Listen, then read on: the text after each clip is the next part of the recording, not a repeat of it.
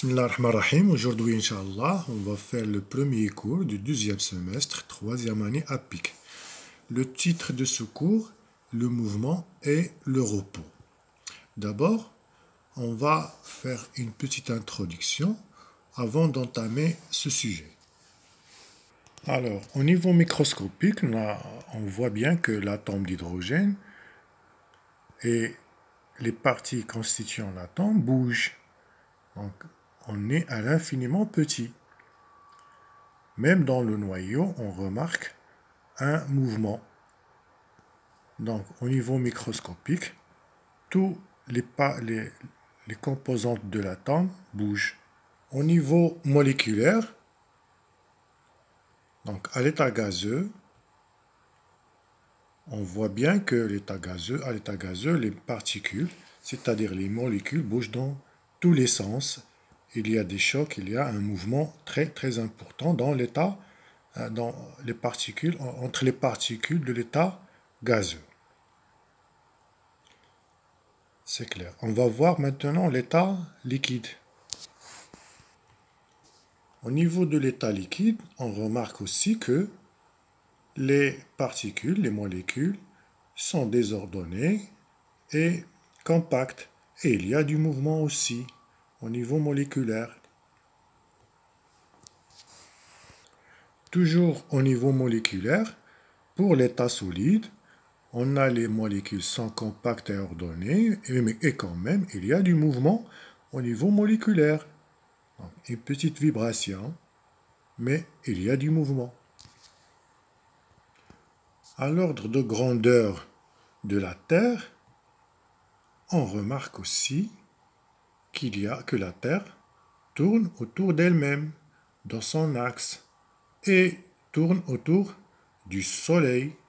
Le trait en blanc représente la trajectoire qu'on va définir tout à l'heure. Donc, il y a un mouvement qui est complexe.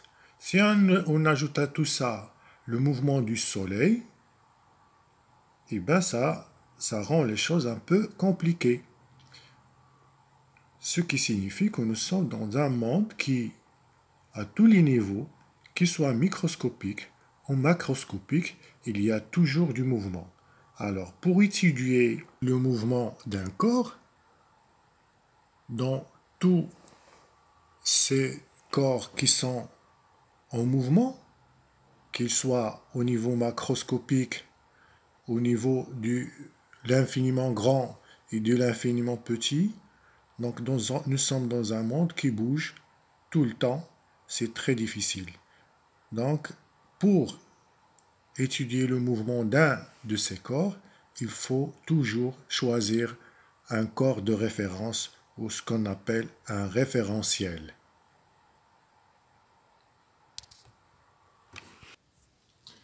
Donc, le titre de ce cours, c'est le mouvement et le repos. Grand 1, notion du mouvement et de repos. Petit 1, relativité du mouvement et de repos. Alors, pour étudier le mouvement ou le repos d'un corps, il faut d'abord déterminer le corps de référence ou le référentiel. Alors, c'est quoi un corps de référence ou bien un référentiel? Non. Le corps de référence ou référentiel est un corps ou un groupement de corps solides, indéformables, auquel on attribue un observateur et qui sert comme référence pour étudier le mouvement ou le repos des corps. Donc, on dit qu'un corps X est en mouvement par rapport à un autre corps A choisi comme corps de référence si le corps X se déplace et change de position, et change sa position par rapport au corps de référence A. Donc, le mouvement et le repos sont deux notions relatives. Pourquoi? Eh bien parce qu'un corps X peut être en mouvement par rapport à un corps de référence A et au repos par rapport à un autre corps de référence B. Exemple, on a l'exemple le plus courant c'est celui-là. On a un arbre qu'on peut choisir comme référence et une petite fille qu'on appellera Rim qui est debout devant, à côté de cet arbre. Et il y a un bus où on a une petite fille Zineb et le chauffeur Abdou. Donc, le bus qui s'éloigne de Rim et l'arbre.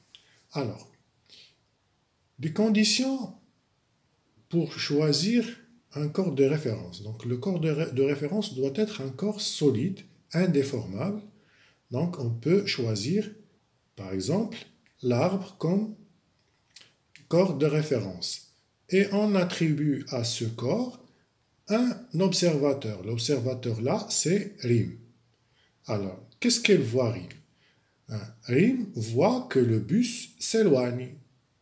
C'est-à-dire que le bus change sa position par rapport à l'arbre. Donc le bus et les gens qui sont dedans sont tous en mouvement par rapport à l'arbre. Mais Rim, elle est au repos par rapport à l'arbre. Ce qui signifie que Zineb, ici là, Zineb, est en mouvement par rapport à l'arbre. Si on choisit maintenant le bus comme corps de référence. Donc le bus c'est un corps solide, indéformable, et on attribue un observateur qui est Zineb par exemple, à ce corps de référence-là.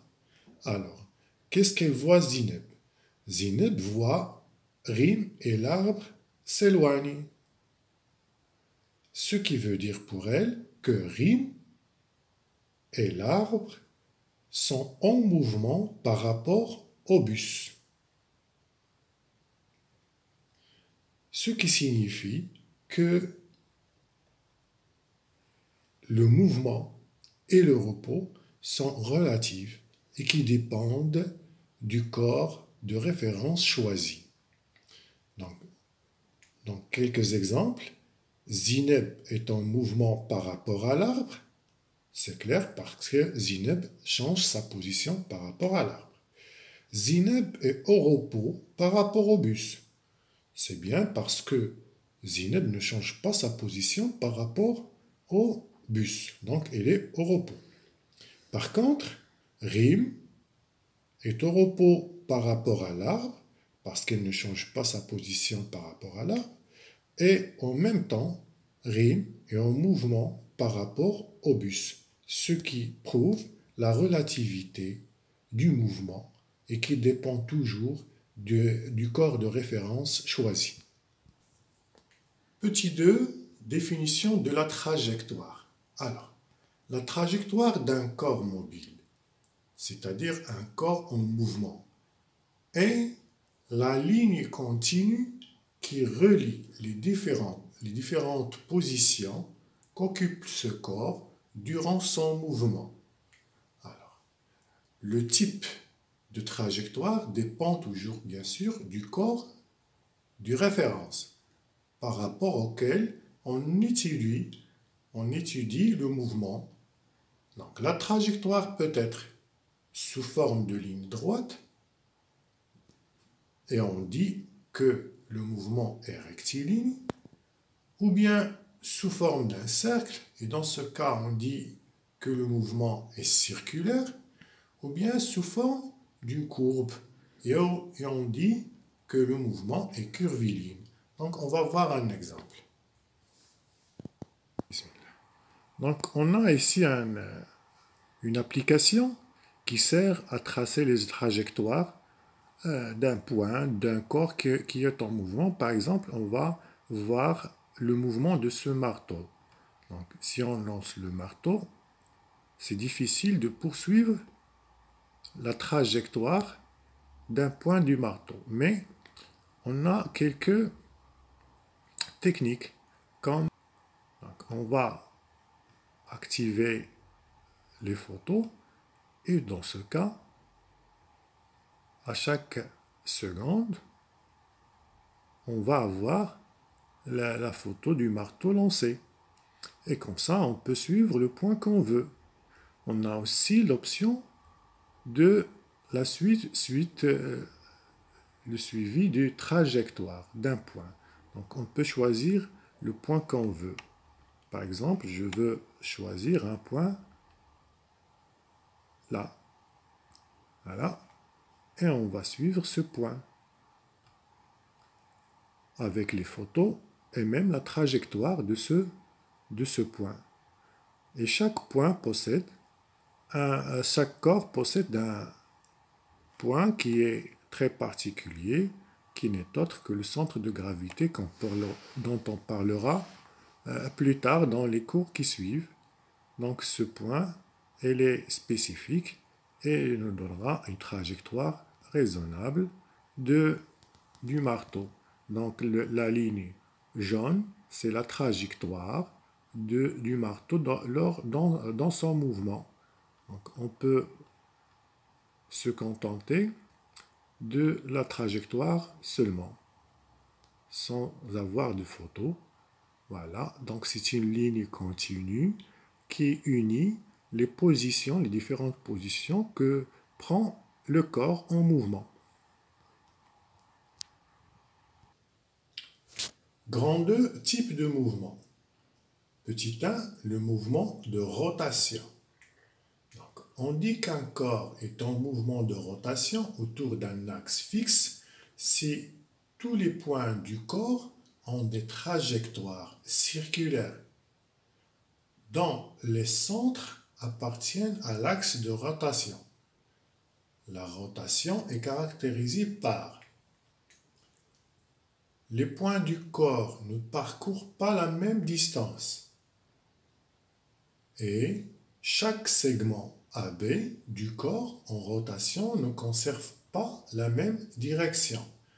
Que chaque segment AB, la droite porteur du segment AB ne reste pas parallèle à elle-même lors du mouvement ou bien durant le mouvement. La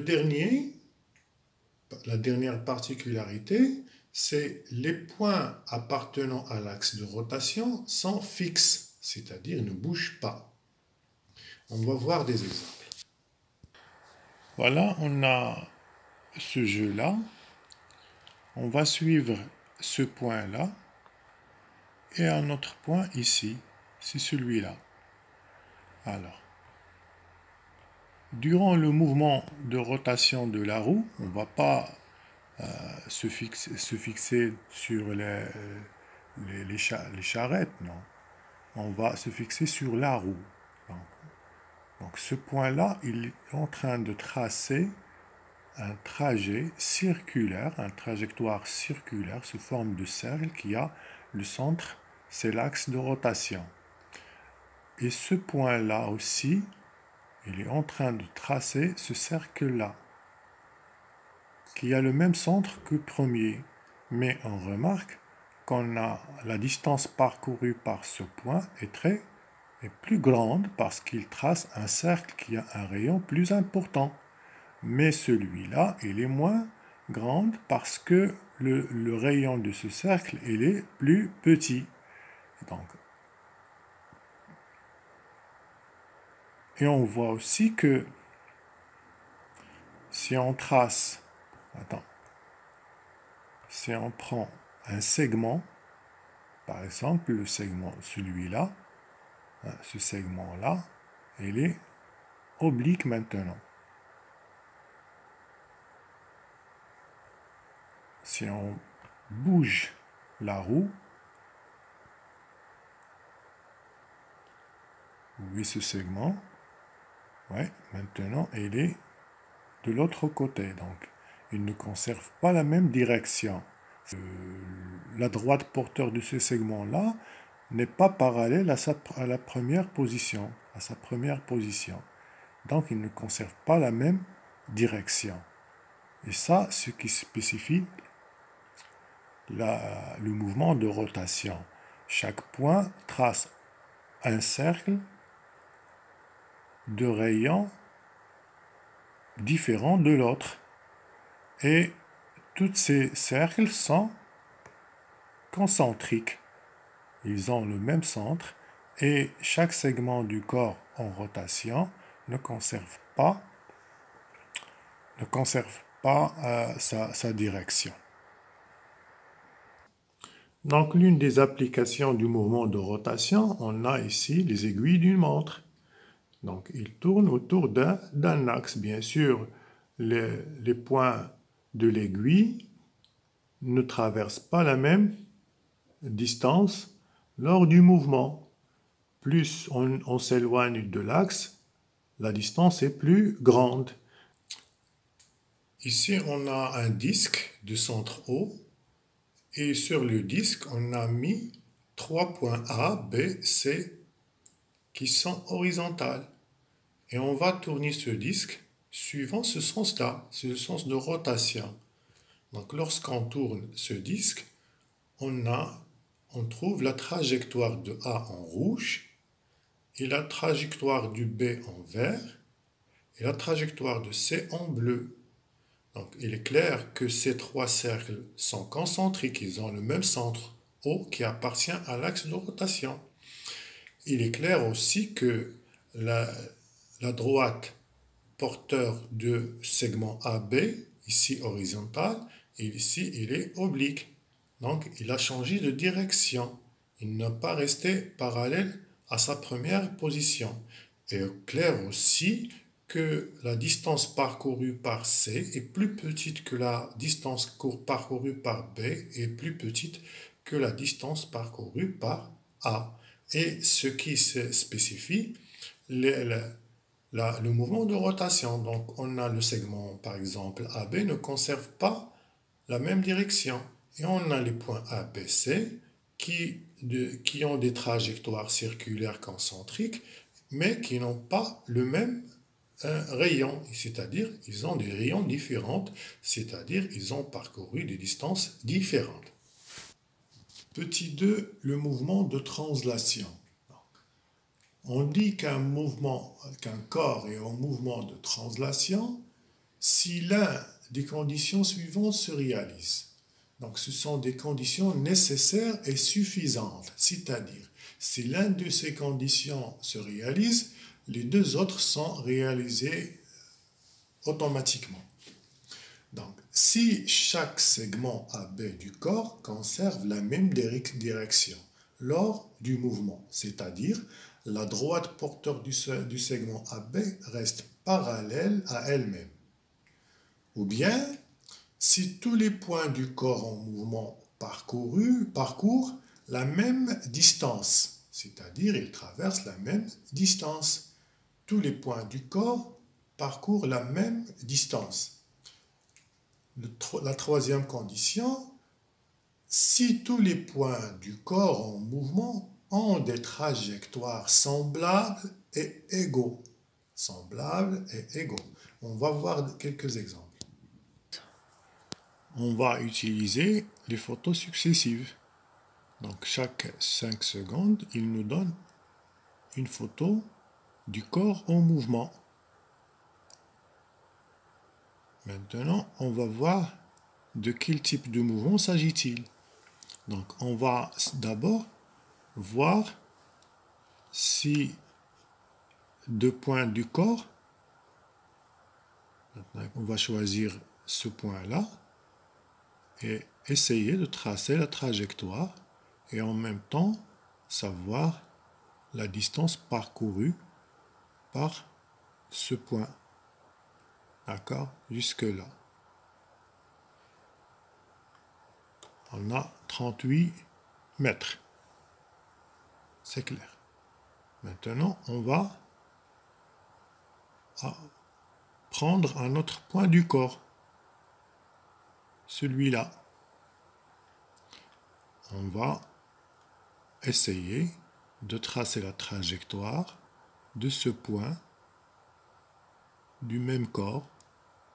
D'abord, on remarque que les trajectoires sont parallèles. De plus, on a le même chiffre, 38 mètres. Donc ces deux points ont parcouru 38 mètres dans le même trajet. Et leur trajectoire était parallèle, ce qui signifie que ce corps est en mouvement de translation. Cette translation, elle est rectiligne parce que la trajectoire de l'un de ces points est sous forme de ligne droite. Donc, 38 mètres, il va parcourir. Voilà. Maintenant, on va faire la même chose au point M.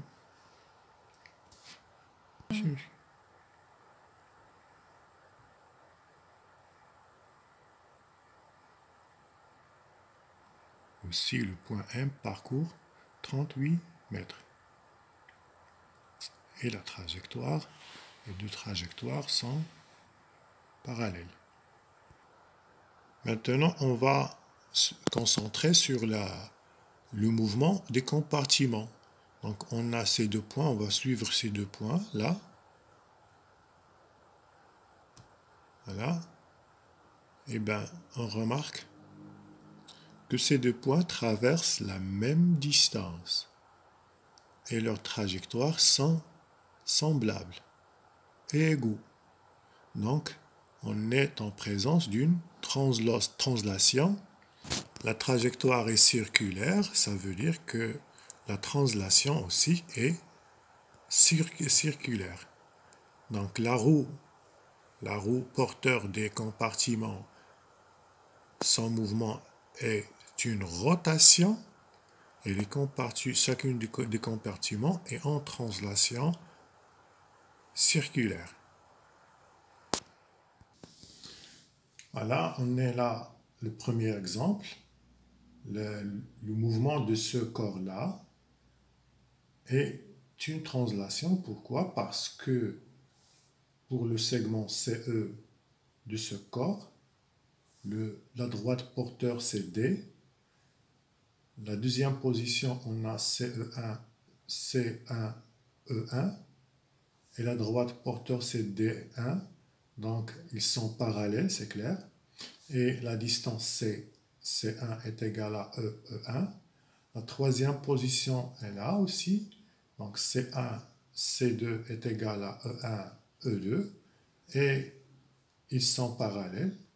Les trajectoires sont parallèles et ont la même distance, c'est-à-dire C1, C2 est égal à E1, E2, et la droite D2 est toujours parallèle à la droite D1. Donc, on est en présence d'une translation ici. De même, là, on a le corps qui bouge, mais les trajectoires de A est parallèle à la trajectoire de B, et la distance A à 1 est égale à la distance B, B1, et la distance A1, A2 est égale à la distance B1, B2, et la droite porteur du segment AB est parallèle à la droite porteur du segment A1, B1 est parallèle à la droite du segment A2, B2. Donc, on est en présence d'une translation. Donc, si la trajectoire d'un point du corps en mouvement de translation est une ligne droite, on dit que la translation est rectiligne. Si la trajectoire d'un point du corps en mouvement de translation est un cercle, on dit que la translation est circulaire. Et si la trajectoire d'un point du corps en mouvement de translation est une courbe, on dit que la translation est curviligne. Voilà, c'est tout pour aujourd'hui. Donc on va faire une vue d'ensemble.